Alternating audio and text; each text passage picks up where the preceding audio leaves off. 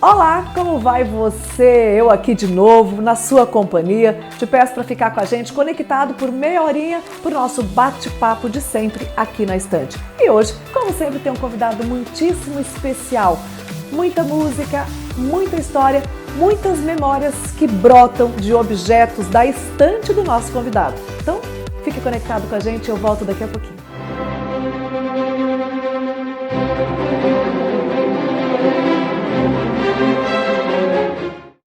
E o meu convidado de hoje, mais que especial, José Gustavo Julião de Camargo, compositor, premiadíssimo, um cara envolvido com a arte, com a cultura, com a música, uma referência não só para a cidade de Ribeirão Preto, mas para o Brasil e, quiçá, no mundo já, né, José Gustavo isso, Julião Dulce, de Camargo? É você quem está falando. Não, eu estou constatando verdades observadas.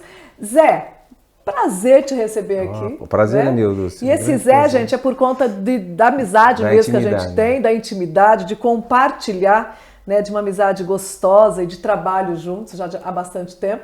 E é uma alegria ter você aqui na nossa estante, né? Esse programa é um programa em que a gente pede para o nosso convidado trazer objetos, né, da própria estante pessoal, para que através dele a gente possa conhecer um pouquinho mais da história, às vezes da própria intimidade, que às vezes ela não é revelada na arte, ela não tá, né, a gente não consegue perceber através da música, mas aquele detalhezinho ali que fez, na verdade, que foi importante para que você se tornasse quem você é. Então eu quero te perguntar quais objetos você escolheu para nortear o nosso bate-papo de hoje. São 5, né? Me falaram que eram 5. 5, 6, 7, quantos falaram você quiser. 5. Você trouxe 5.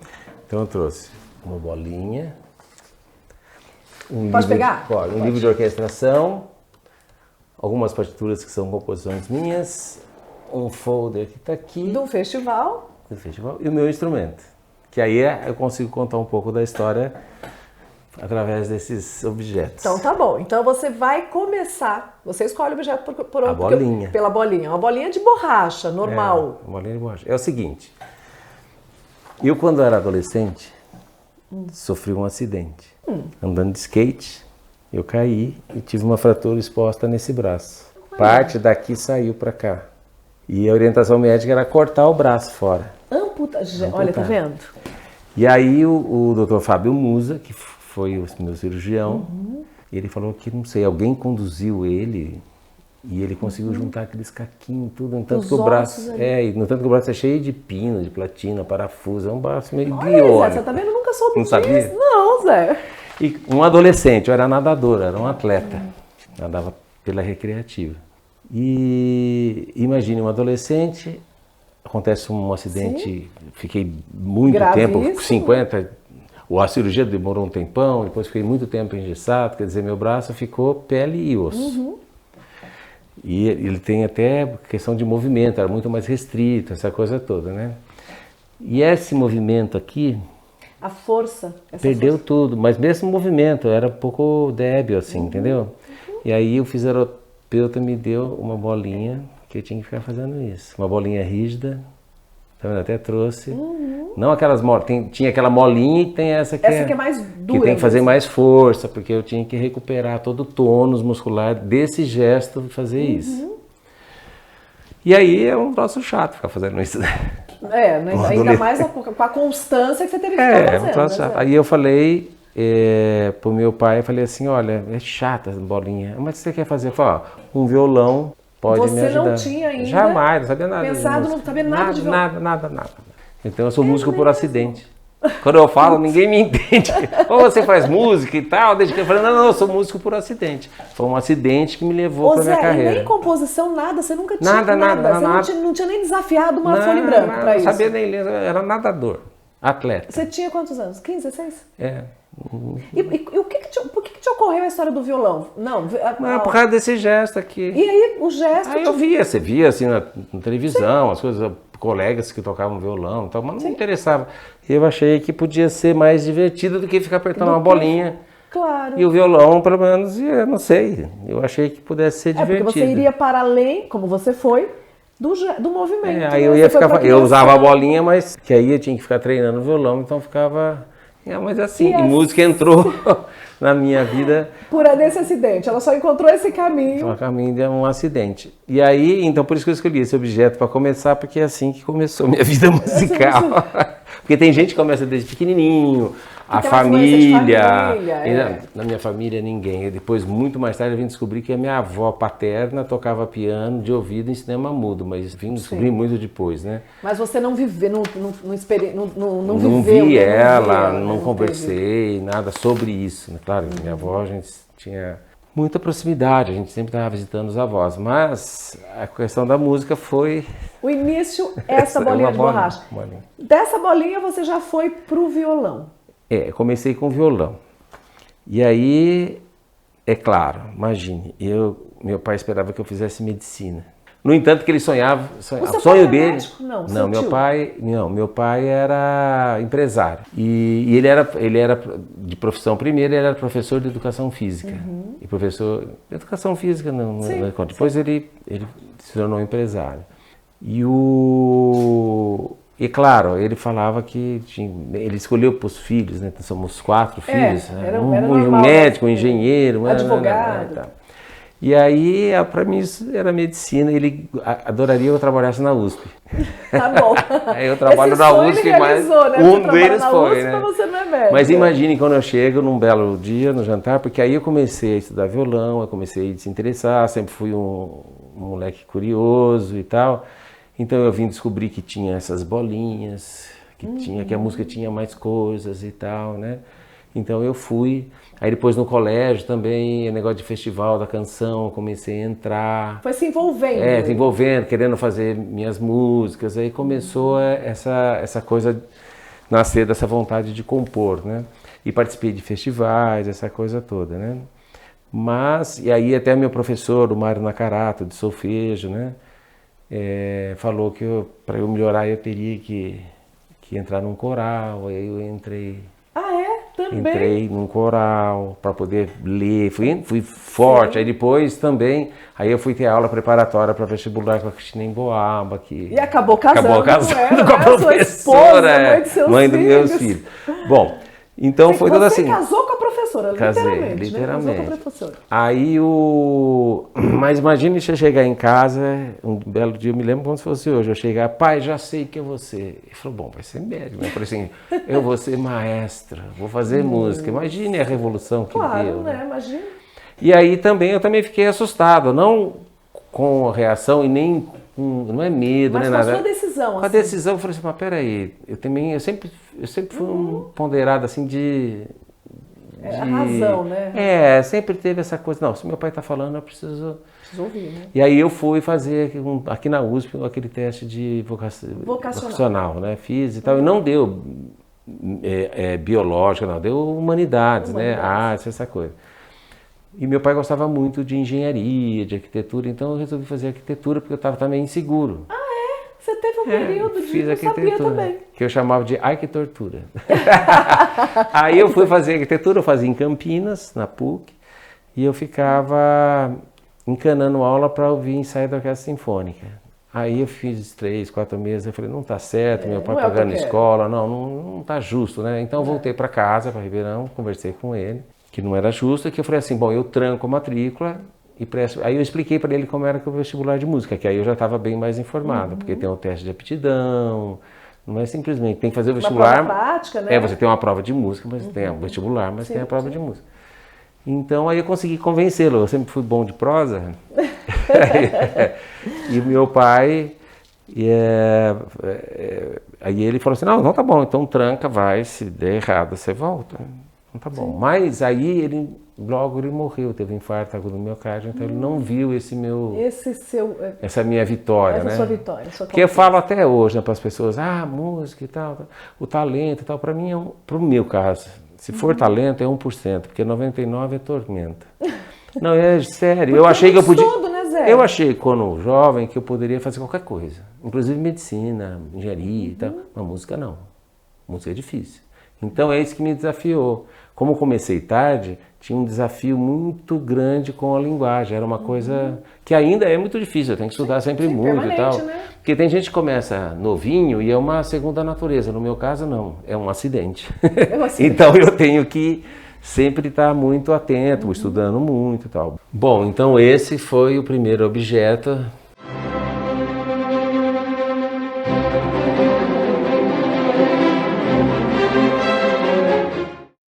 Dá a bolinha pro livro de orquestração? Porque assim, aí eu entrei na faculdade. E esse era o livro que eu usava na orquestração, né? Um livro pequenininho, que eu gosto muito, que é do Samuel Adler, que é no qual eu estudava orquestração com esse livro aqui. Então é um livro da... Posso pegar? E pesado, gente. Aí, gente, olha aí. E é um livro de consulta ainda, Zé? É um livro de consulta ainda. É um livro permanente, de estudo permanente? De estudo, consulta e tal, mas eu trabalhei bastante com esse livro na matéria de orquestração. Fiz bacharelado em composição, né? Bacharelado em música com habilitação em composição. Então a orquestração era uma matéria que eu tinha que fazer, assim, era uma matéria muito exigida. Então era esse livro aí. Então o seu livro de cabeceira, literalmente, é o livro de estudo. Eu resolvi, qual que eu vou levar? Vou levar um de orquestração. De significância para você. Exatamente, porque a orquestração é uma coisa muito técnica, muito que você... É importante você, como você disse, um livro de pesquisa, onde você tem uma dúvida, você vai lá e tem as características, né, do instrumento e tal, e depois, né, aí ele cita as obras, você vai ouvir as obras lá e ver aquele trecho e ver como é que funciona e tal, né? Ô Zé, e qual foi a sua primeira composição? Você lembra ainda? Olha, a minha primeira música que eu escrevi foi Mosaico, uma obra para coral. E você... consegue mostrar aí? Não, eu não sei porque é a quatro vozes. Né? Até canto, né? E pra viola? Pra viola, a minha primeira eu sei mostrar, mas depois esse é o quinto objeto. Esse é o quinto objeto. Bom, tá. E aí então o livro de orquestração é o segundo objeto. Agora, o terceiro objeto são, como você mesmo disse, são as minhas composições. As suas composições. Então, quer dizer, eu trouxe aqui algumas, né? Aqui tem um concerto para viola caipira e orquestra. Isso virou CD? Não. Não, né? Ainda Nós temos tem um projeto seu aí maravilhoso que a gente vai falar dele, né? Esse aqui é uma cantata que eu fiz para encomenda da Universidade de São Paulo. Essa daqui que é Ode a Zumbi, Comandante Guerreiro, que comemora os 300 anos da morte de Zumbi. Da morte de Zumbi. Que eu fiz com vários parceiros, como a Cristina Emboaba, o Márcio Coelho, o Jorge Nascimento, a Débora Ieve. Nossa, só turma de feras. Depois a Carmen Canho, o Dalton Morim. Porque quando eu recebi a encomenda, eu falei assim, acho que eu não vou fazer sozinho, eu vou montar um quilombo. Sim, entendeu? Montou uma quilombada. Então o que eu fiz? O Dalton e a Carmen faziam os textos, me entregavam, eu ia lá para a Cristina, entregava um texto. Carmen foi minha professora, gente, Carmen Canho, maravilhosa. E aí a Cristina fazia uma melodia para aquela música lá. Pro Márcio Coelho a mesma coisa, o Jorge Nascimento a mesma coisa, para Débora e Eve a mesma coisa. Depois eles me devolviam e eu trabalhava com esse material e aí surgiu essa cantata. Olha, gente, olha... a brincadeira de um compositor, olha isso. Né? Tem que pingar notinha por notinha, né? Pois é, tem que pingar notinha por notinha. E assim, né, para os leigos, olha só que figura maravilhosa. Desenho maravilhoso, né? A gente E eu assim, leigos... eu não podia ter trazido, não trouxe, porque antes eu escrevia à mão em folhas desse tamanho. Agora tá impressa, né? Agora você tem a pauta impressa, mas você fazia... inclusive a pauta? Não, a pauta vinha impressa, a gente comprava essas folhonas, mas a gente escrevia a lápis. Eu sempre compus, até hoje eu componho muito a lápis no meu caderninho. Depois é que eu vou pro computador. Você tem um caderninho de anotação. Eu levo comigo e tal, eu anoto ideias e vou e tal. Eu ainda tenho um apego, essa coisa do lápis com borracha. Tá certo que eu uso mais a borracha do que o lápis. Como disse o Tom Jobim, ele falou que usava muito mais a borracha. Bom, mas assim eu ainda continuo usando o meu caderninho, né? Agora, essa aqui também é minha primeira ópera e tem uma história interessante, que é a Chama Sagrada. Essa eu conheço bem, né? A gente pôde fazer a montagem dela, lindíssima, no Teatro Pedro II. Aliás, tá na hora eu acho que de fazer de novo, porque foi um sucesso enorme, né, Zé? A história é linda, né? Essa partitura tem uma história seguinte. Meu filho estudava na Escola Waldorf, João Guimarães Rosa. E os pais iam lá fazer carrinho de rolimã, papagaio e tal, essa coisa toda, e eu não ia muito.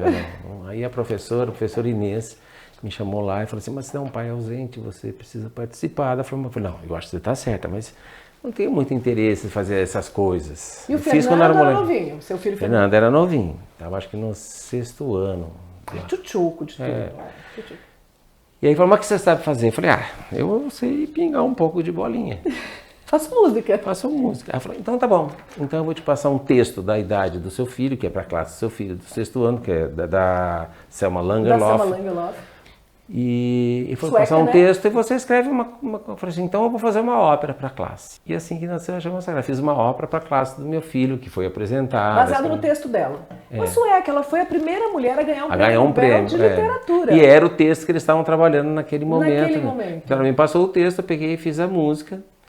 Tudo dentro do esquema do 6º ano, porque a música na Escola Waldorf não é que já entra a música como está. Então eles trabalham com escalas pentatônicas, depois vão entrar as notas, os ruídos vão entrando as notas mais estendidas, vamos dizer assim. O estranhamento vai entrando aos poucos. Então aqui eu tinha que me conter e fazer uma música muito modal. E você apresentou na escola? Apresentou na escola. A classe montou. A primeira montagem, então, foi com a classe. Sagrada foi uma classe do 6º ano da Waldorf. Do 6º ano da Waldorf. Apresentou no Pedro II, lá no teatrinho lá embaixo. Lá embaixo, no Meira Júnior. Exatamente. Ô Zé, e quanto tempo depois você terminou essa ópera? Porque depois você fez... depois eu trabalhei em orquestração e tal, por causa do Alma, que o Alma decidiu montar, e eu comecei a trabalhar com os humoristas. Então aí eu larguei a orquestração, essa coisa, mas em essência é a ópera que eu escrevi pro filho. A gente pode mostrar um pedacinho do que foi a montagem dessa ópera no Teatro Pedro II? Eu não me lembro o ano, Zé, você lembra? 2019. 2019? Teve, 18, 19, né? Teve antes, teve 2 montagens, mas acho que a última é 19, eu acho. Então acompanhe um pouquinho desse trabalho incrível do Zé Gustavo Julião de Camargo, Chama Sagrada, uma obra que ele fez para o filho dele, gente. Olha que trabalho espetacular.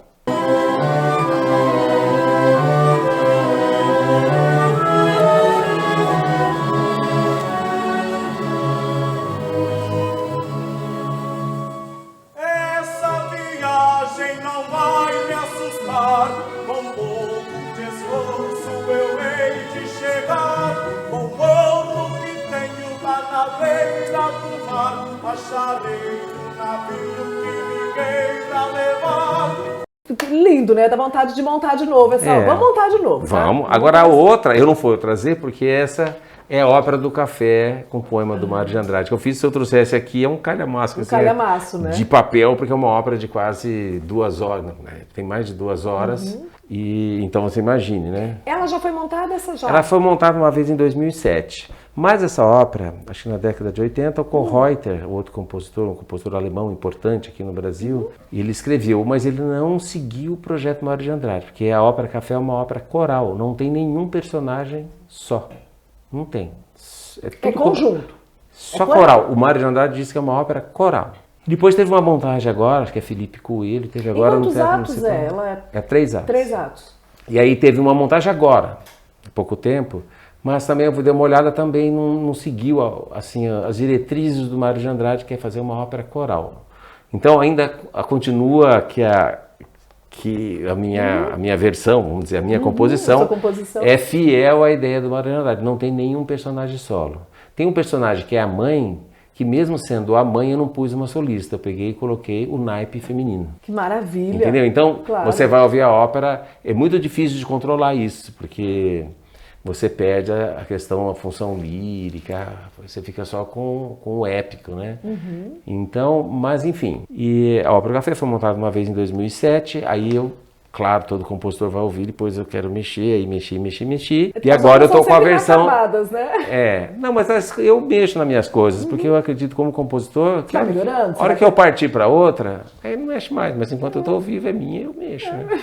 Bom, então essa é a Ópera do Café, uma obra que eu tenho, acho que a maior obra que eu já fiz é essa daí, de tamanho, de tempo, de estrutura. Aqui, ó, a gente tem aqui a folha, o start, mas o Zé tá dizendo que é um camalhaço, assim, com mais de 200 páginas. A Chama Sagrada é assim, né? Imagina, essa daí é um negócio assim. Aí eu falei, eu não vou imprimir, eu falei assim, eu vou levar só uma folha num papel pequenininho e tal. Esse aqui é o terceiro objeto, que são as minhas composições, porque eu entrei na escola, fiz composição, então eu fui compor. Aí o quarto objeto, que você também conhece bem. E que a gente vai falar no próximo bloco, pode ser? Ah, é no próximo bloco? Pode ser? Então tá bom, quarto objeto no próximo bloco. Quarto objeto já já. É rapidinho, a gente espera você.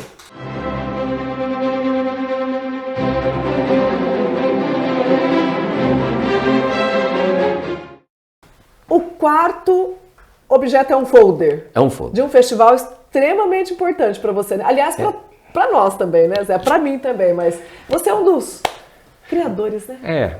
Então esse é um festival que eu criei na Itália, né? Imagine que façanha, né? Criar um festival na Itália. É ousadia, né? É uma ousadia. É uma ousadia. Mas junto com um amigo, Silvio Zalambani, que você até já muitas vezes saxofonista, né? Já entrevistou, Sim. já teve, né, um grande saxofonista, e a gente inventou esse festival, começando com uma parceria com a Universidade de São Paulo. E aí como é que foi, Zé, isso? Porque você já estava fazendo, assim, você já tinha uma... Eu tinha uma... Tinha uma necessidade, vamos fazer um festival... Não, é assim, com esse o Silvio nome, me né? conheceu através do Bossa Nossa. Eu fui fazer um concerto na Itália com o Bossa Nossa. Quem era curadora era a Patrícia Prati, uma pianista amiga minha. E ela era amiga do Silvio, e o Silvio foi assistir o espetáculo. E ali eu o conheci. E aquele negócio de saxofone, essa coisa toda, e continuou conversando e trocando. E o Silvio é um apreciador de música brasileira? Ele tem trabalhos com música cubana, com música, então é um apreciador imenso de música brasileira, mas eu acho que o mestrado dele é em música cubana, ele era muito ligado à Argentina, ao candombe, bom, enfim. E aí, conversando com ele, e aqui na USP, na licenciatura, tinha muito saxofonista, e a gente... Acabou fazendo essa parceria. Eu resolvi convidá-lo, se ele estava interessado, ele falou que sim, então ele veio aqui ministrar um curso e tocar com a Big Band da USP. Então ele ministrou um curso para os saxofonistas e acabou a gente fazendo um concerto. E no meio vocês perceberam que deu certo. E no meio do concerto, os saxofonistas da banda, que eram alunos da USP, falaram assim: Zé, mas como é que faz? A gente adorou ter aula com o Silvio, não dá pra gente... Como é que pode fazer essa coisa da gente continuar tendo aula? Eu falei, eu vou ver. Então fui conversar com o Silvio. E aí o Silvio falou assim, aí eu até falei assim, seria bacana se vocês pudessem ir para a Itália, ter aula com você, conhecer outro país e tal, essa coisa toda. Intercâmbio cultural, né? Não só o artístico. Eu já conhecia a Faenza, porque eu já tinha dado o curso lá, né? Que a Patrícia tinha me levado, e bom, enfim. E ele falou assim, eu vou ver, depois eu te escrevo. Se eu não me engano, naquela época a gente escrevia por Orkut, no e-mail. Eu sei que essas coisas vai mudando. Não era o WhatsApp, com certeza. Não era o WhatsApp. Aí eu sei o que aconteceu, porque ele falou, tem um jeito, tem a Associação Gemeládio, que é a Névia Fabre, que é a coordenadora, é assim que funciona, a gente pode receber os alunos aqui, essa coisa toda, e a gente organiza, vamos começar a organizar um festival? Falou, vamos. E aí até não tinha nome, mas como começou com instrumentos de sopro, a filha do Donato, que é o atual diretor da escola, é o diretor da escola, do qual a gente tem escola Giuseppe Sarti. A filha dele deu essa ideia de Fiato ao Brasile, que é Fiato, um sopro de Brasil. Porque instrumento, lindo nome. Instrumento de Fiat, e você vai lá no livro de orquestração, são todos instrumentos de sopro. Sim. Saxofone é um instrumento afiado. Bom, enfim, aí a gente montou o festival 2012, foi o primeiro, e até hoje. Então já são 12, vai ser 12. Porque a pandemia pulou um.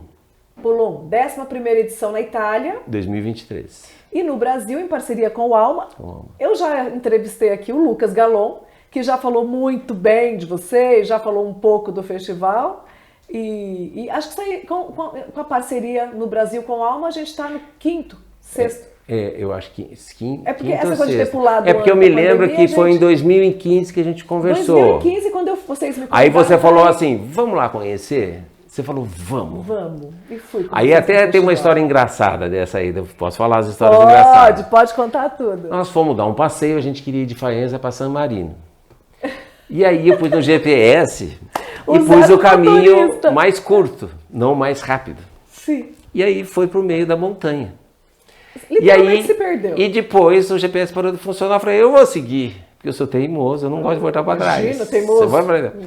E fui, e tinha acabado de nevar, e estava linda a montanha, linda, linda. E até me lembro que a Cristina estava brava comigo e tal, e a Dulce saiu do outro carro e falou assim, que bom que é viajar com o Zé Gustavo, porque ele conhece a Itália, conhece os lugares bonitos e tal. E a Cristina falou assim, é nada, ele está perdido, ele nem sabe onde é que está. Mas eu sei que nós chegamos em São Maria. E foi isso mesmo, e eu achando que você tivesse escolhido o caminho mais bonito pra gente ver, pra poder ver Mas foi, né? Não, e foi, né? Porque na volta a gente voltou pela autoestrada que não teve graça. É a mesma coisa que andar aqui na Anhanguera, na Bandeirantes. Mas agora no meio, Nova Feltra, que vai lá no coisa. Não, maravilhoso. Foi lindo aquele. Foi lindo. A paisagem estava linda, mas é engraçado. E aí o festival... E o festival, aí você conheceu o festival. Aí em 2016 a gente já levou os alunos do Alma. Sim.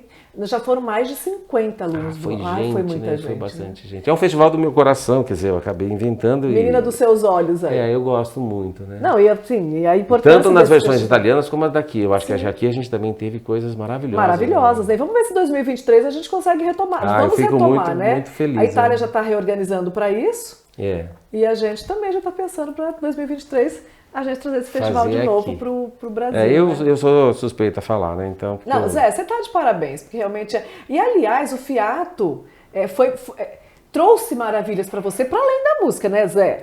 Ah, sim. Porque... Né? Tem os amores do Fiato, a sua filha... A minha filha foi fazer um Fiato comigo...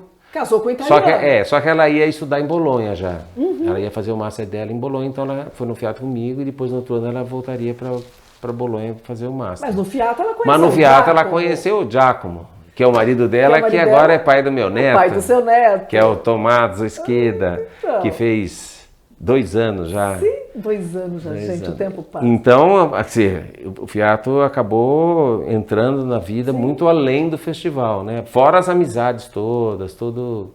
Sim. Entende? Não, é a experiência, né? Porque que é para além da experiência artística, acadêmica, cultural. É uma experiência humana. Principalmente para esses meninos todos, né? Esses alunos todos, de todos os alunos do Alma, da USP, da UDESC, todos. Agora abriu para a UDESC e tal. Agora o Fernando... O Fernando está no Rio Grande do... É professor lá no UFRN, que é o pai... Eu quero também levar os alunos da UFRN para... E é uma experiência o Fiato. humana, depois tem os alunos lá dos Estados Unidos que começaram aí também. Né, então o festival começa, está até... Não, globalizou, né? Ganhou. Tem a Finlândia, né? A Finlândia, né? Ganhou, expandiu, né, Zé? Que bom. Que maravilha. Então, 2023, a gente tem, se Deus quiser, Fiato al Brasile, na Itália e aqui. Bom. E o 5º instrumento, né? Então, o Zé Gustavo, esse aqui instrumento, de olho nele ali, ó. Isso aqui é o seguinte, também tem uma história. Em 2012, eu estava fazendo uma turnê com Mente Manuque. Mente Manuque é o grupo de câmara formado pelos professores da Universidade de São Paulo, Campus Ribeirão Preto, coordenado pelo professor Rubens Ricciardi. E ele me convidou, o Rubens me convidou para ir dirigindo o grupo, né? Regendo. Então era ele, a Yuka, a professora Yuka, a Eliana, o Gustavo e tal. E o Rubens, como a gente é o primeiro curso de viola caipira no mundo, hoje já tem outros, mas o primeiro bacharelado em viola caipira é aqui. Eu não sabia. É o primeiro de todos, a gente inaugurou. E assim, como a gente era ligada à Escola de Comunicações e Artes, em São Paulo, e a gente passou a ser um departamento... Que era a ECA, né? É a ECA, a gente era um apêndice. Então a gente deixou de ser um apêndice para ser um departamento ligado à Faculdade de Filosofia. Nesse mecanismo, os professores que foram contratados pela ECA podem escolher ou ficar aqui ou ficar em São Paulo. Não são obrigados a aceitar a nova unidade, o novo departamento, é uma coisa. E no caso, o professor de viola, que inaugurou o curso, que é o maravilhoso, é o Ivan Vilela, né? Que para mim é o maior violeiro que tem no mundo, é o Ivan. E aí aí quem assumiu tudo que toca viola muito é o Gustavo Costa. O Gustavo é ganhador de Grammy, né? Ganhador de Grammy, é um músico excepcional. Virtuoso demais. E ele ficou com a incumbência de ficar tocando viola, e o Rubens sempre falou assim, não, a gente vai para o exterior, grupo da USP, tem que levar viola. Então, Zé, você tem que escrever para viola, eu vou escrever para viola. Então o Gustavo foi tocando violão e viola. E eu me lembro que a gente fez um concerto em Basel e o outro em Münster. E a gente alugou um carro, porque era mais fácil para carregar instrumento e tal, né? Na estrutura lá dava para alugar um carro, a gente alugou um carro. Fica mais independente que trem, que desce, com mala, essa coisa, então, né, fica mais tranquilo.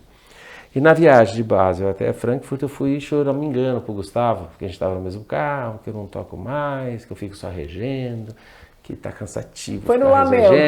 Lamentando. E vocês é que se divertem, porque vocês pegam o instrumento e tocam, que é divertido, essa coisa toda. Aí o Gustavo falou assim, tá bom, você quer tocar? O Rubens fala sempre que tem que trazer viola. Então quando chegar no Brasil, eu vou te dar uma viola que eu tenho e você aprende viola. Eu falei, que isso? Depois de velho?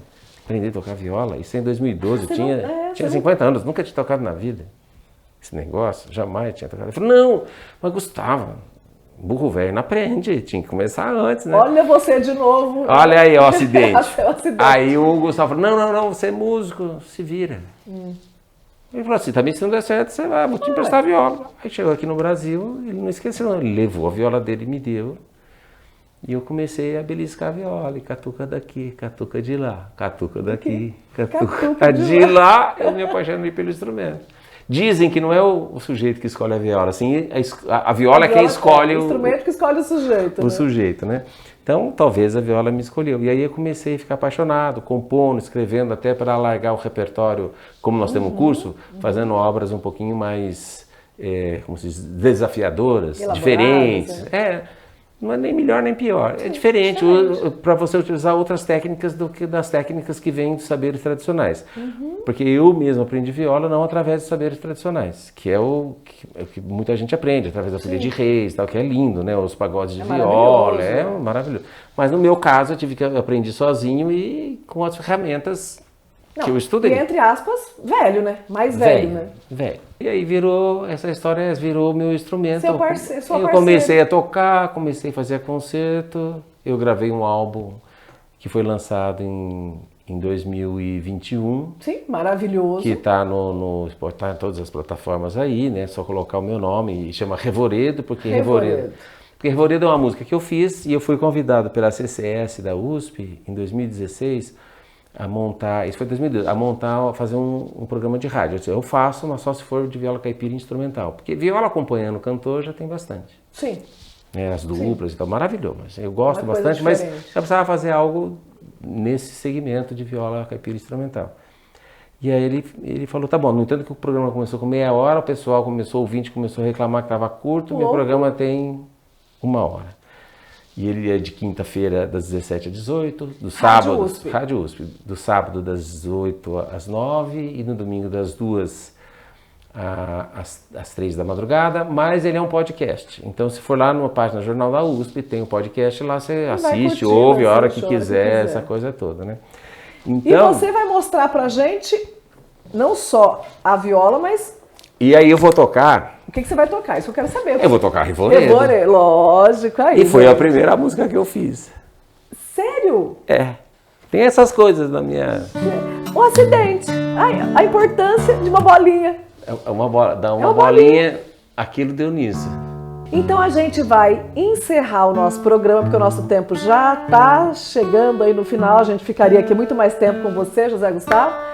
Mas a gente vai encerrar com música, lógico, então, né? Então com Revoredo, só deu uma passadinha aqui. Não, afina aí. Mas com Revoredo, que é a música que é a abertura do programa.